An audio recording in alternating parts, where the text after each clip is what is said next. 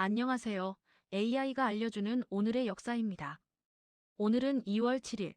역사 속 오늘은 어떤 일들이 있었을까요? 한국사와 세계사에서 각각 하나씩 흥미로운 교훈이 있는 이야기를 준비했습니다. 먼저 2월 7일 오늘 한국사에는 어떠한 일이 있었는지 알아보겠습니다.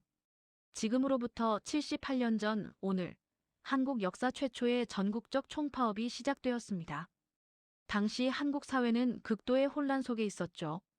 일제 식민지에서 겨우 해방된 지 3년 나라는 남과 북으로 나뉘어 있었고 미군과 소련이 한반도를 나누어 점령하고 있던 상황이었습니다. 이런 시대에 노동자들이 일어섰습니다.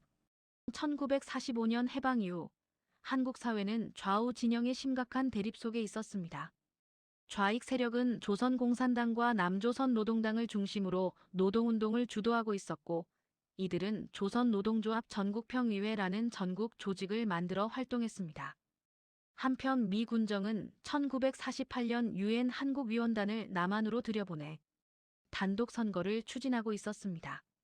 즉, 남한만의 단독 정부를 세우려는 움직임이 시작된 것이죠.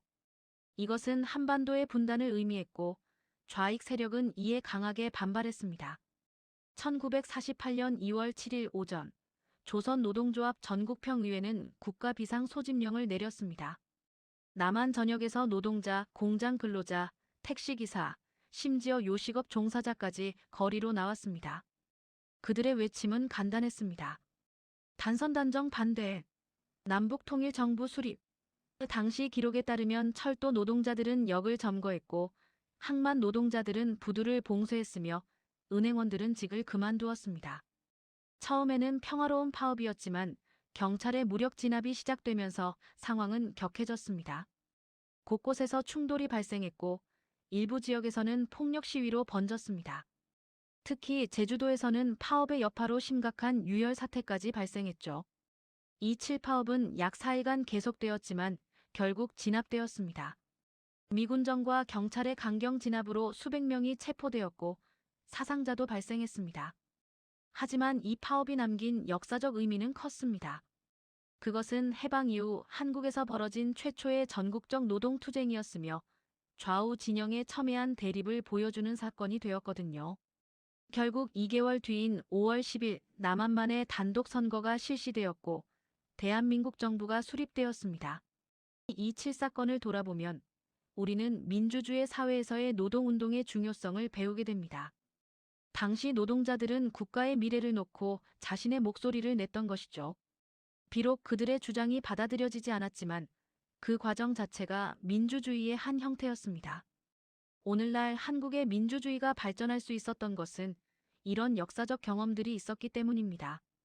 또한 이 사건은 분단의 비극이 얼마나 깊은 갈등을 만들어냈는지도 보여줍니다.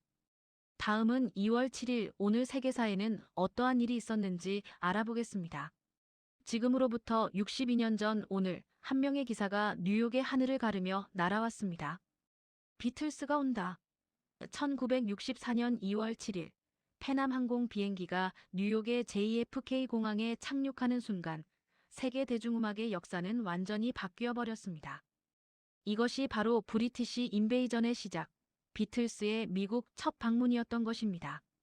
1960년대 초 미국의 대중음악은 주로 엘비스 프레슬리나 체크 베리 같은 로큰롤 아티스트들이 주도하고 있었습니다. 음악은 젊은이들의 영혼이었지만 방향을 잃고 있던 시기였죠. 한편 영국의 리버풀에서는 4명의 젊은이들이 비틀스라는 밴드를 결성하고 열정적으로 공연을 다니고 있었습니다. 존 레논, 폴 맥카트니, 조지 해리슨, 링고 스타. 이들의 음악은 유럽에서 빠르게 퍼져나갔고 영국의 팬들은 이미 그들의 열렬한 추종자였습니다. 1964년 1월 미국에서도 비틀스의 곡 플리즈 플리즈 미가 차트에 올랐습니다. 미국 음반사들과 라디오 방송국들이 주목하기 시작한 것이죠. 1964년 2월 7일 비틀스가 탑승한 항공기가 뉴욕 JFK 공항에 착륙했을 때 공항은 예상을 뛰어넘는 광경으로 변했습니다. 수천 명의 팬들이 공항을 가득 메웠고 비명을 지르는 소녀들의 절규가 울려 퍼졌습니다. 경찰관들도 군중을 제어하기에 정신없었습니다. 이것이 바로 비틀스 매니아, 즉 비틀마니아의 시작입니다. 2월 9일 에드 설리번 쇼에 출연한 그들의 공연을 본 미국 국민이 무려 7,300만 명에 달했습니다. 이는 당시 미국 TV 역사상 가장 많은 시청을 기록한 것이었죠. 그들의 음악, 그들의 헤어스타일, 그들의 매력 모든 것이 미국 청소년 문화에 폭발적인 영향을 미쳤습니다. 비틀스의 미국 방문 이후 영국 음악의 영향력은 급속도로 확대되었습니다. 4월 4일자 빌보드 차트의 1위부터 5위까지가 모두 비틀스의 곡으로 채워졌고, 이는 음악 역사에 전례 없는 일이었습니다. 이 현상은 브리티시 인베이전이라고 불리게 되었습니다. 영국이 음악을 통해 미국을 침략한 것이죠.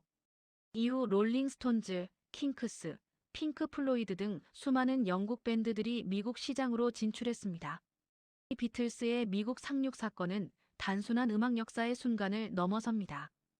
이것은 대중문화의 글로벌화 시대의 시작을 알린 사건이었습니다.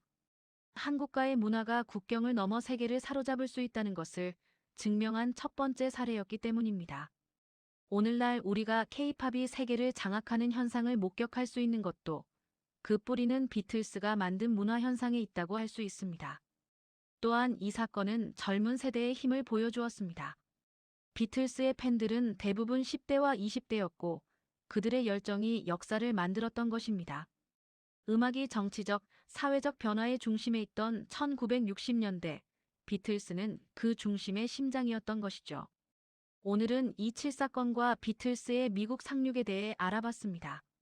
한국사에서 일어난 이 7사건은 나라가 갈라지는 시대의 노동자들이 역사에 저항했던 이야기였고, 세계사의 비틀스 상륙은 음악이라는 문화로 세상을 사로잡은 청년들의 이야기였습니다. 두 사건은 모두 시대의 한계 속에서 자신들의 목소리를 높였던 사람들의 이야기입니다. 역사는 과거의 이야기가 아니라 현재를 이해하는 열쇠입니다. 내일은 또 어떤 흥미로운 역사가 기다리고 있을까요?